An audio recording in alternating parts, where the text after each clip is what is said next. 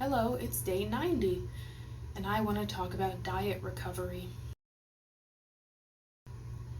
I'm still feeling a little bit sick today. I'm not feeling any worse, which just leads me to believe that I probably don't actually have a cold. I'm just still feeling a little bit puny from that 24 hours of sugar I ate, like on Wednesday, I think it was.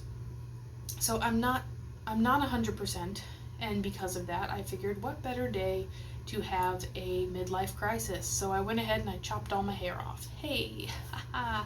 I like it a lot. I think it's going to be a lot easier to maintain than that blanket of hair I was dealing with earlier.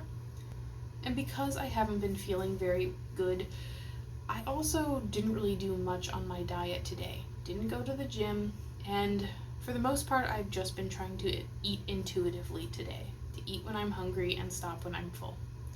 And it got me thinking again about the intuitive eating people and one of their main pieces of advice that they give.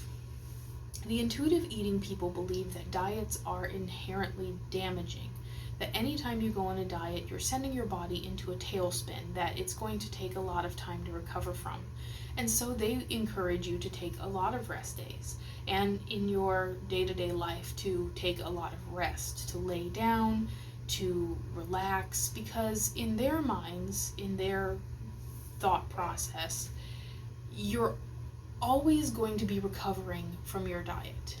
Like anytime you restrict, you create damage that needs to be fixed. Now, I think that's oversimplifying things quite a bit. I think that the intuitive eating people, when they talk about diets being damaging, they're thinking about the people who slugged Slim Fast nonstop in the 90s, or the people who undereat by 900 calories every day, or even the people who do Atkins or keto improperly, or do it for too long, too intensely, where they damage their kidneys, those kind of people.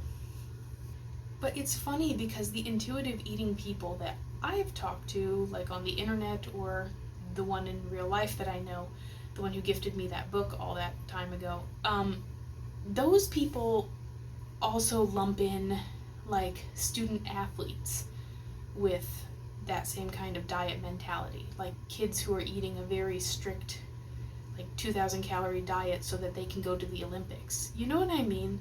Like they're lumping those kids in with the fad dieters. They would lump in somebody who does a deficit of like 200 or 300 calories a day in with the people who are doing very, very damaging diets. It just goes down to, I don't really believe that there is a one-size-fits-all diet for everybody. And I don't believe that dieting is inherently damaging. However, I don't think that I'm dieting correctly. I gotta be doing something wrong. And for me, I think that my main bad habit that I need to recover from is the cycle of eating too much and then restricting too much. It's just too much. My whole life, my whole health plan, so to speak, is going from extremes of too much. I have days when I binge and I eat too much. I have days when I restrict so tightly that it's just too much.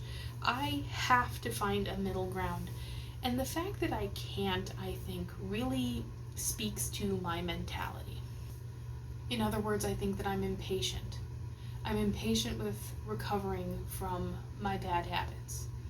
So diet recovery for me doesn't really mean laying alone in the dark for 10 minutes every day to allow my body to heal from the horrible, horrible 200 calorie deficit I had today. No, for me, diet recovery is going to be learning to put myself first constantly. I think in my life I have a tendency to put food first too often. I will have thoughts throughout the day where I'm like, I have to eat now because what if I get hungry later? So I have that thought fairly frequently. I also have the thought of, I have to eat now because later there's going to be people around and I can't eat around people. So putting myself and my own needs before the strange psychological restrictions I've put on dieting, these weird little rules that I've made for myself, that's what recovery is going to mean for me. Tomorrow, I think I might get back to the gym. My niece is coming out this weekend, so I'm thinking we're going to take her to the gym. They have this little daycare area that she likes. So while she's playing in there, I think I might swim, actually. It depends on how I'm feeling. I might just, walk on the treadmill a little bit. But tomorrow I'm going to get back into it. We're going to see if this week goes any better than last week.